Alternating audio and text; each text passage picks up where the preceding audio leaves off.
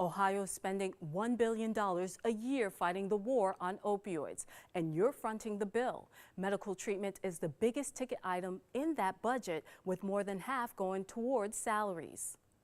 You've seen the pictures: grandparents, mothers, fathers, couples. As the body count rises, Ohio is pouring money into the war on opioids. There's an exploitation of the desperation of drug addicts. 19 out of the 20 highest paid state employees work in the mental health and drug addiction field, with the top earner making just shy of $500,000. You're going to draw people who are the sincere people, and you're going to simultaneously draw the people who are going to stuff their pockets with the maximum amount of funds. Dr. Abdul Mubarak is not on the list of the top paid state employees, but he is an addiction specialist. He's been on the front line of the epidemic for over 30 years. He says it's a classic case of supply and demand. And despite the money being spent, Mubarak says we're losing the battle. The number of doctors who are actually going into this area have increased, but it's not nearly enough. So you're not going to have 2% to be able to meet a whole epidemic. This is Ohio's billion-dollar drug receipt. Law enforcement, jails, jobs and family services, health care, $650 million of taxpayers' money being spent on high doctors' salaries. But for some, no amount of money is too much to fight the war on heroin.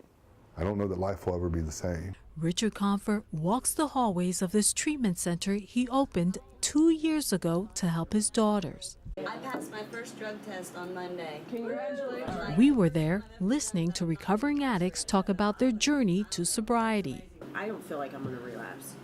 I'd hoped that maybe my girls be spared, but losing my daughter is like losing a piece of me. Her death made headlines, and we covered it.